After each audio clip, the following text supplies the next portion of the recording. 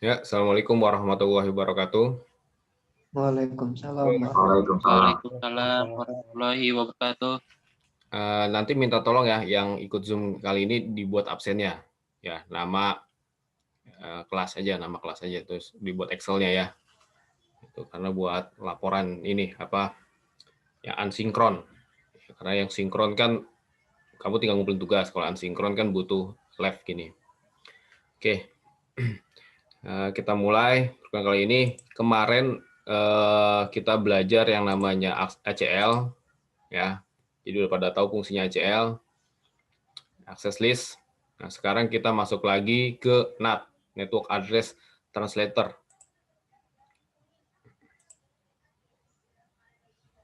Ya, ini kelihatan semua yang saya share? Kelihatan, Pak. Ya. Oke. Ini saya mungkin agak cepat ya, soalnya kan waktunya. Kalian mungkin lihat aja, nggak usah ngikutin dulu. Nanti lihat dari langkah-langkah saya aja. Kalau ngikutin dulu nanti lama waktunya. Oke, kelihatan ya. Nah, NAT ya, Network Address Translation digunakan untuk menerjemahkan suatu IP alamat IP yang lain. Ya, IP sendiri dapat dibagi menjadi dua, yaitu IP public dan IP lokal atau IP private. IP lokal digunakan hanya untuk jaringan lokal saja, sedangkan IP public digunakan secara umum. IP public inilah yang digunakan untuk berkomunikasi di dunia internet karena dapat diakses dari manapun. Tapi IP public juga memiliki batasan, jadi tidak semua memiliki IP public. Hanya kalangan tertentu saja yang milikinya, seperti ISP, karena dalam internet untuk berkomunikasi harus menggunakan IP public. Dengan NAT ini kita bisa membuat IP lokal juga bisa menggunakan internet, yang mana prosesnya itu IP lokal akan diterjemahkan menjadi IP public. Nah, jadi gitu ya. Jadi IP itu ada dua jenis, IP lokal sama IP public. IP public itu IP yang bisa diakses dari internet. Walaupun kamu tidak satu network, yang penting connect internet, pasti bisa connect IP public. Ya, pasti bisa dipanggil IP publiknya. Nah, itu. Kalau IP privat adalah IP yang kita create sendiri. Ya, kita bisa buat sendiri. Bebas di setiap jaringan. Ya, kamu udah ngerti subnetting pasti bisa buat IP lokal atau IP privat. Kalau IP public nggak bisa, harus request ke ISP. Ya. Nah, di sini di NAT, fungsi NAT adalah gini, yang aslinya yang bisa connect internet itu IP public, sedangkan IP public itu terbatas dan sewa mahal gitu. Nah, gimana caranya komputer-komputer kita ini pasti pakai IP lokal. Nah, gimana caranya IP lokal ini bisa connect ke IP public terus bisa connect ke internet? Ya caranya dengan cara NAT ini, Network Address Translation. Gitu. Oke, lanjut. Nah, di Cisco ada 3 jenis NAT, yaitu static NAT. Penggunaan IP public untuk satu IP private one-to-one mapping sebagai contoh adalah sebuah server yang ingin diakses melalui internet. Sedangkan server tersebut menggunakan IP privat. Dengan menggunakan static NAT, maka server dapat diakses melalui IP public. Nah, itu ya. Jadi one to one. Jadi kita punya one to mapping ya. Kalau bahasa database-nya one to one. Kalau kita punya satu IP public, berarti kita hanya bisa mentranslate satu IP lokal. Kalau kita punya dua, berarti kita hanya bisa dua IP lokal. Nah, ini tergantung jumlah IP publiknya dan itulah yang jadi bisa di NAT gitu. Terus berikutnya lagi dynamic NAT, overloading. Penggunaan IP public untuk beberapa IP privat. Sebagai contoh adalah lebih dari satu klien ingin mengakses internet, namun hanya ada satu IP public, maka kita bisa menggunakan dynamic NAT overloading. Nah, ini yang sering dipakai karena IP public terbatas. Kita berlangganan internet mempunyai IP public, satu IP public. Sedangkan klien kita banyak, ya, komputer kita banyak. Nah, tekniknya adalah dynamic NAT overloading. Gitu. Ini dynamic NAT overloading ini nggak hanya berlaku hanya IP public aja ya. Jadi ada IP privat tapi IP privatnya bisa connect internet. Nah, ini bisa dipakai.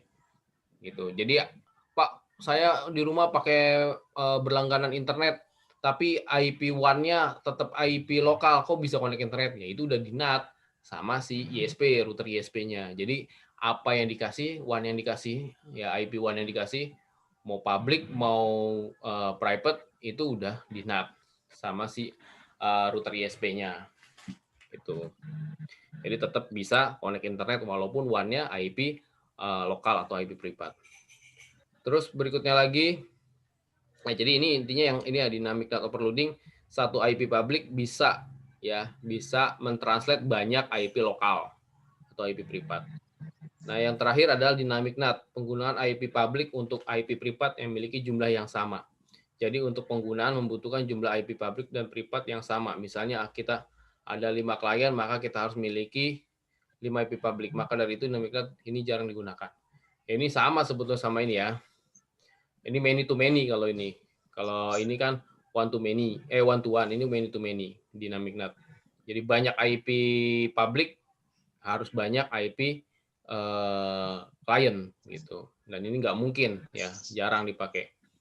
Ya hanya perusahaan-perusahaan besar mungkin yang bisa punya begini gitu.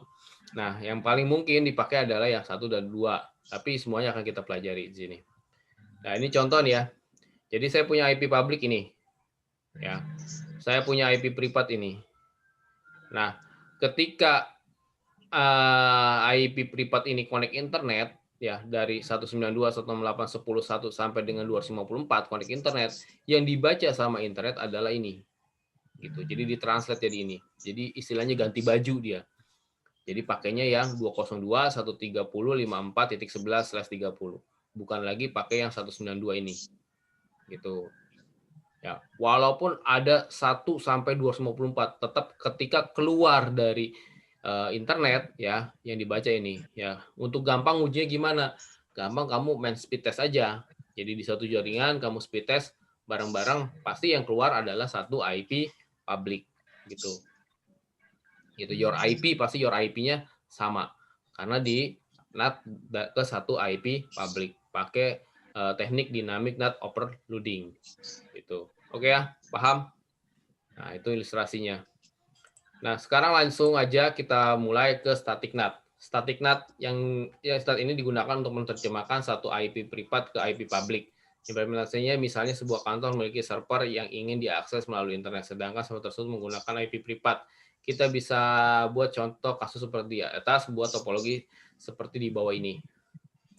Nah, ini buat begini, ya. Terus kita setting. Jadi gini, ini ke arah sini, router gateway ke arah ISP, ini pakai IP public. Ya. Kita router gateway ke ISP ini /30, berarti di router gateway hanya punya satu IP public. Misalnya ini 202.130.54.1. Ya, ini berarti 202.130.54.2. Nah, berarti yang 54.1 ini sebagai gateway-nya dari router gateway gitu. Jadi router gateway ya 54.2 itu sebagai IP public yang nanti akan di NAT ke satu IP lokal yang ada di server ini.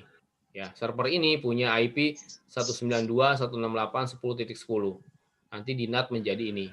Jadi ketika server ini ngeping ke internet, yang dibaca sama internet ya sama ISP itu bukannya 192.168.10.10, tapi yang dibaca sama ISP adalah 202.130.542. Jadi seolah-olah ISP itu menganggap yang dia ping adalah si router gateway, bukan si server. Gitu. Jadi bisa terkoneksi dari server ke router ISP gitu. Jadi anggapannya si ISP itu yang ngeping yang ngeping si ISP bukannya 192 tapi 202 ini. Oke, paham ya? Kita mulai.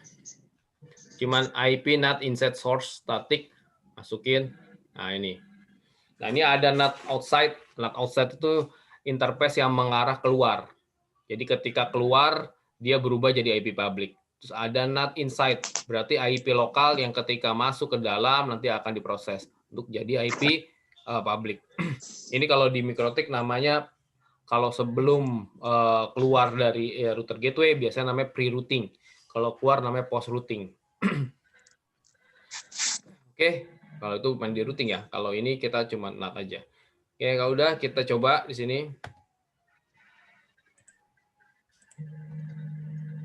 Sebentar, saya buka paket tracer dulu. Saya share.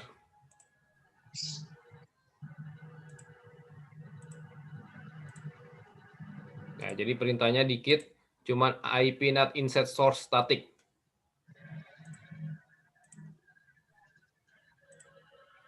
Nah, ini kita buat biar cepat aja.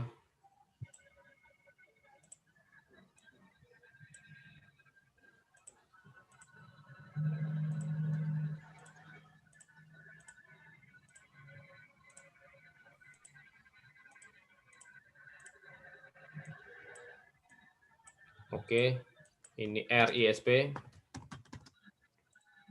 ini R gateway, ini server. Dah, kita mulai konfigurasi. Ini di sini aja dulu. Oke, no, kita kasih nama. Hostname R ISP. Terus kita kasih interface IP di sini. 00. Ya 202, misal 130, 541, 255, 255, 255, 252 karena slash 30. Kita nosat, kita kasih deskripsi, koneksi to R gateway. Dah, cukup itu aja, do WR. Nah, itu cuma ini doang. Kalau di router ISP nggak banyak. Dah, selesai. Sekarang pindah ke router gateway. Nah, di router gateway, kita kasih nama dulu. RGW INT GI 00. Nah, kita buat IP publiknya 130, 54, 2, 255, 255, 255, 252. Nosat, deskripsi, koneksi ke to R ISP. Nah, sekarang kita coba tes do ping 202 130 54 1. Nah, berarti 202 130 541 adalah gateway-nya router gateway gitu ya. Udah bisa sekali lagi biar 100%, dah. Selanjutnya kita kasih IP yang ke arah server. Q01 IP address kita buat 192 168 10 1 255 255 255 0 /24 aja. No sat. Nah, deskripsi koneksi to server. Nah, oke. Do kita simpan dulu. Do WR. Kita cek do show IP INTBR. Oke, duanya masuk. Sekarang kita kasih IP si servernya. Nah, ini kita kasih IP si servernya 192 168 10.10. Ya, tadi sebenarnya bisa aja kamu buat pakai DHCP, tapi ini kita statik aja. Dah, ini 10.1. Kita tes ping dari server 192 168 10.1 ke gateway-nya. Oke, udah bisa, udah replay. Nah, sekarang saatnya kita ngelakuin NAT. Sekarang kan dia dari sini, dari server. Ini pasti belum bisa ngeping ke ISP 202 130 54 1. Nah, artinya si server belum bisa connect internet. Itu. Ya, karena server tidak bisa ISP tidak bisa mengenali IP 192 168 10 itu. Yang dia kenali yang 202, satu tarikan kabel sama dia di reconnection. Gitu. Nah, sekarang saatnya kita buat router gateway biar si server bisa manggil si ISP. Nah, caranya di sini tinggal tadi buat IP NAT insert source static. Nah, source statiknya mana? Nih yang si segmen 192 168 10 10. Bentar ya, bentar.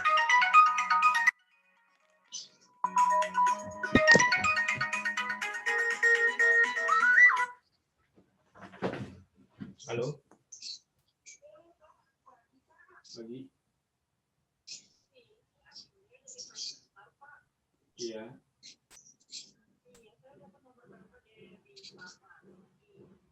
Iya.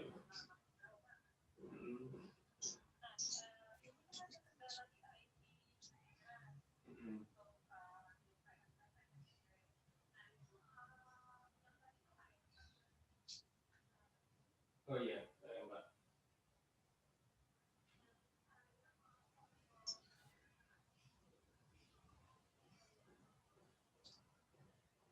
Tapi nggak sekarang, Mbak. Soalnya saya lagi nggak di ini, nggak di kantor. Sekitaran paling sekitar jam 1 atau jam 2 ya, Mbak. Nanti saya ini hubungi lagi. Iya. Oh iya, Mbak. Iya.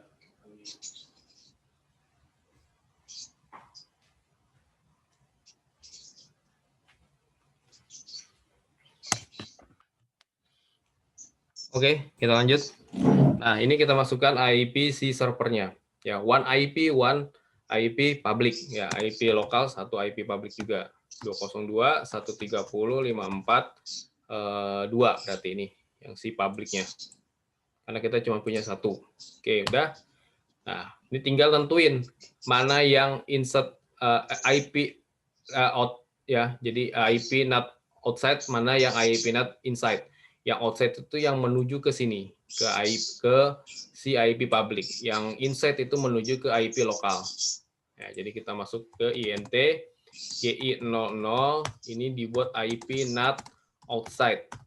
Ya, jadi ketika keluar ini si 10 ini udah berubah jadi ini. Gitu, udah berubah jadi public. Nah, sekarang kita buat yang inside-nya, IP GI0 interface GI01 buat IP not inside. Nah, udah selesai. Sekarang kita bisa cek CN, ini kita bisa cek di sini show IP not translation. Nah, di sini kita bisa baca inside global artinya IP publiknya atau IP yang nanti dibaca sama si server ISP atau router ISP. Ini inside lokal. Nah, ini IP yang nanti ditranslate menjadi IP public atau inside global. Oke, sekarang kita coba ping. Yang tadi gagal sekarang harusnya sudah bisa. Ping 202 130.54.1. Nah, ini udah bisa. Ya, artinya sudah di public. Ya, udah di NAT jadi IP public. Gitu. Nah, sedangkan yang ini bisa nggak manggil ke server? Kira-kira bisa nggak nih? Dari si ISP ke server. 192, 168, 10, 10. Nah, jawabannya belum bisa. Kenapa? Karena si ISP itu kalau untuk menjangkau si server harus yang ngelakuin yang namanya routing, ya kan? Karena yang dia tahu ini doang, yang sebelah sini dia nggak tahu. Gitu. Berarti ketika dia pengen tahu daerah sini, ya 192.168, berarti network 10.0, nah berarti dia harus routing ke sini. Gitu. Oke, paham ya? Jadi bisa paham antara routing dengan dengan NAT. Ya, kalau routing ada tujuan, terus ada gateway-nya, gerbangnya. Kalau ini nggak ada tujuan, tapi mentranslate dari IP lokal menuju IP public yang bisa dibaca sesama IP public gitu. Oke, paham? Ada yang mau tanya? Nah, ini kita bisa buat gini. Debug IP NAT. Debugging IP NAT. Debug. Nah, udah on. Nah, sekarang coba kita tes lagi ping. Nah, ini replay. Sekarang kita lihat di sini. Nah, di sini kita bisa baca. Nih, ketika debugging is on, ya atau debug IP NAT, ini kita bisa lihat. Ini IP source-nya, S-nya source-nya menuju ke sini. ya jadi ini gitu ditranslate jadi ini menuju ke sini gitu 54x1. Jadi 54x1 itu yang dia kenal yang seolah-olah yang dia dapat request pingnya dari sini 54.2 bukan dari 192 ini. Oke, paham ya?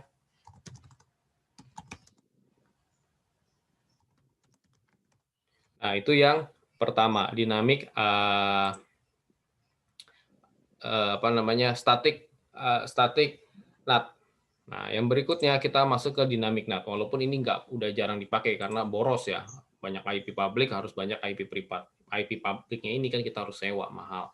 Oke, dynamic NAT ini sebenarnya sudah jarang ya karena terjemahkan jumlah IP public harus sama dengan jumlah IP privat. Studi kasusnya ya router gateway hanya memiliki satu IP public dari ISP sedangkan dia memiliki 2 klien untuk terkoneksi ke ISP. Nantinya hanya satu IP klien saja yang dapat terkoneksi karena kita menggunakan dynamic NAT.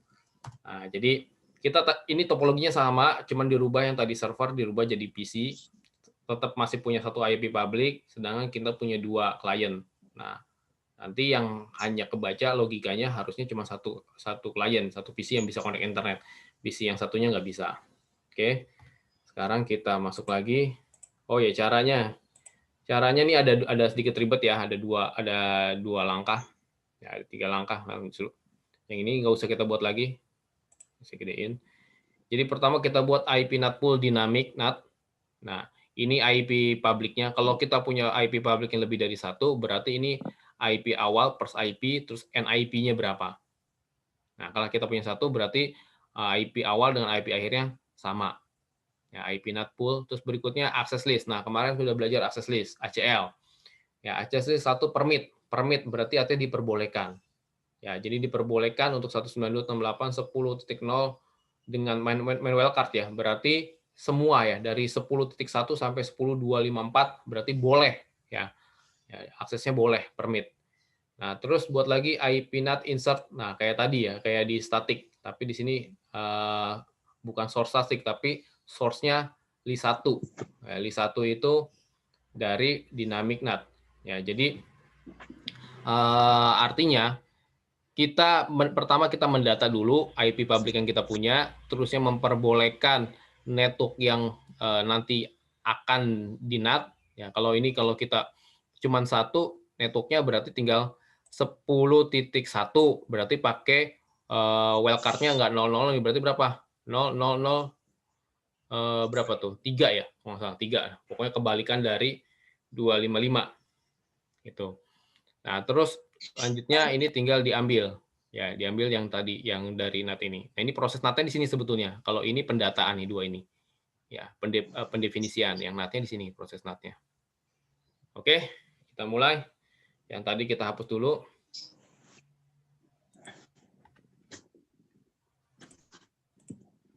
Yang ini kita hapus NAT-nya.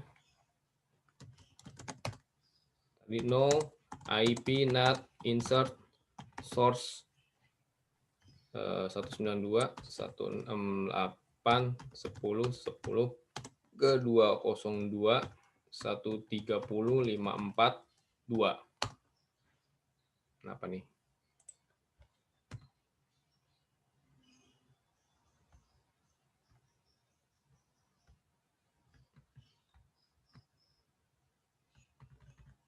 Oh, invalid.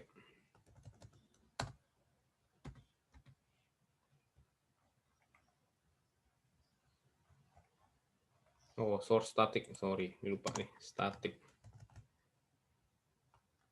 Karena ini not static. 192, 168, 10, 10, 202, 130.54.2. Nah, udah. Tahu dia sudah kehapus apa enggak, kita bisa cek do show IP NAT translation. Nah, ini udah nggak ada, kosong. Awalnya kan ketika show IP NAT translation, tadi ada begini kan. Wah, tinggal 10 menit lagi nih. Oke. Oke, saya cepat. Oke, sekarang kita rubah topologinya.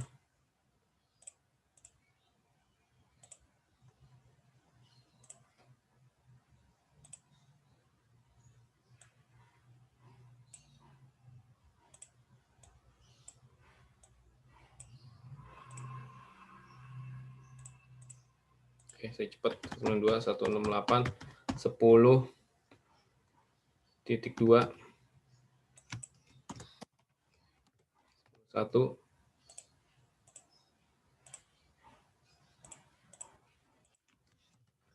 10.3 10.1.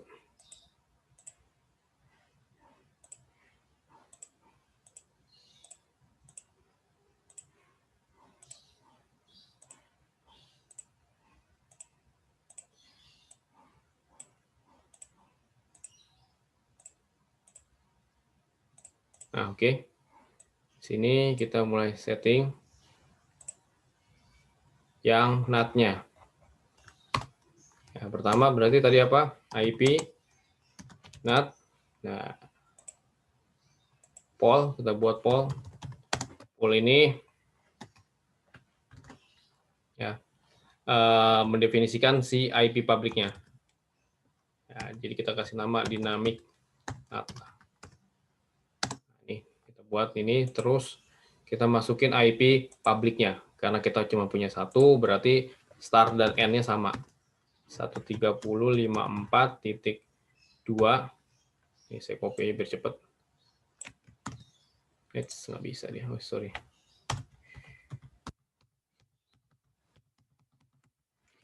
Keluar.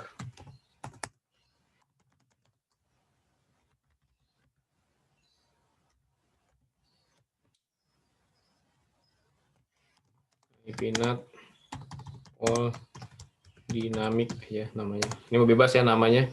202 130 54 2 202 130 54 2. Nah, kenapa kurang? Oh ya, netmax-nya. Netmax 255 255 255.0. Nah, sekarang kita buat access list. Access list 1 permit 192 168 10.0. Kita buat wildcard-nya yang diperbolehkan berarti. Nah, terus kita buat NAT-nya terakhir, IP NAT insert source, berarti list 1 ya, list 1 oh ya poll, satu poll dynamic. Nah, udah. Yang itu nggak perlu kita buat lagi, yang IP NAT insert outset-nya udah nggak perlu kita buat karena udah kita buat sebelumnya. Oke, jadi 3 ini doang nih. Nah, kalau udah kita cek do show IP NAT translation. S belakangnya. Ini belum dibuat, belum ping. Ya. Oke, sekarang kita coba ping.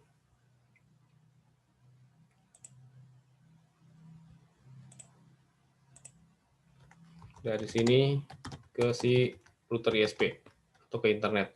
130.54.1. Nah, bisa. Nah, harusnya yang sampingnya nggak bisa, karena cuma udah dipakai sama yang TC 0. Ini nggak bisa. 134 130 54.2. Nah, bisa nih, kenapa? Tadi ada 2 ya? Oke, sebelumnya ada udah jadi tuh. Jadi dianggapnya 2 nih. Coba kita cek lagi.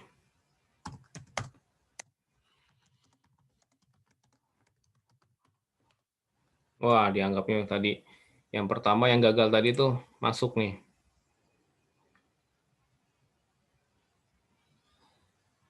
Oke, coba sekali lagi.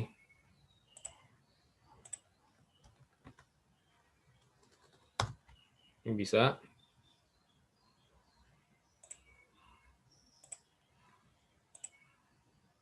Ya. Oh, ini bisa. Oh, tadi yang pertama dianggap masuk tuh. Yang 54 itu. Bentar. Kita cek pakai debug aja. Debug IP NAT.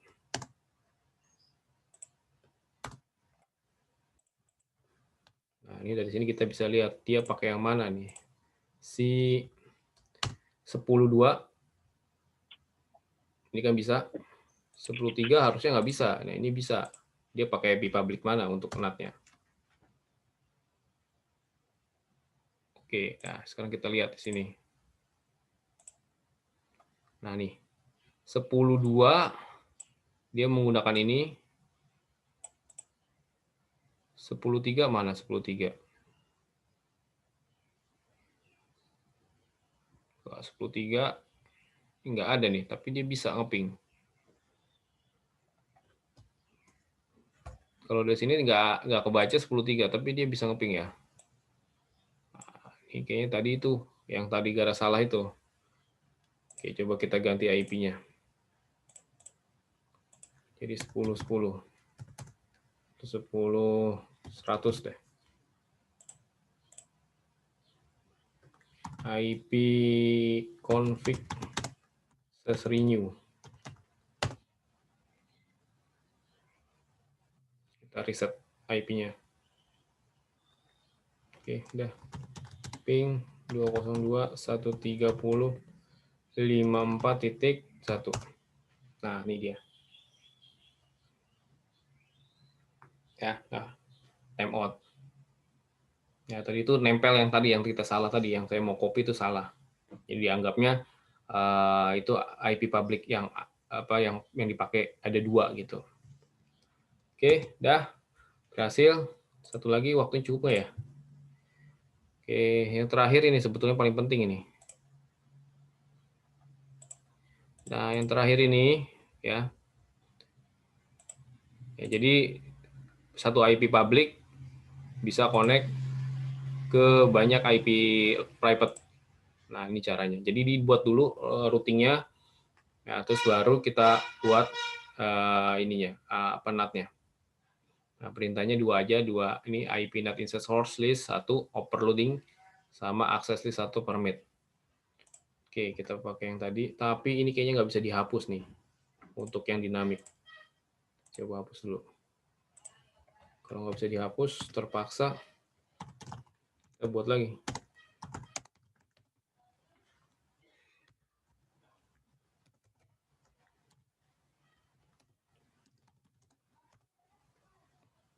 Bisa hapus nggak? Hapus berarti tadi no IP. Oke aja lah. Ini full.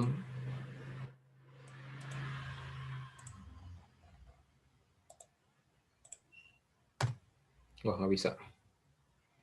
Nggak bisa, berarti kita harus ganti si server ini. Wah, lama ini jadi.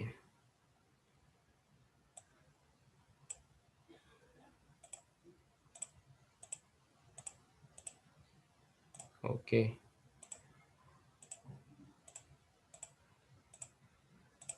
Oke, kita kasih IP dulu. Saya mau cepat dikit ya. Waktunya soalnya. R gateway int GI00 IP address 202.130.54.2 255. Oke, nosat buat yang ke bawah int GI01 IP address 10.1.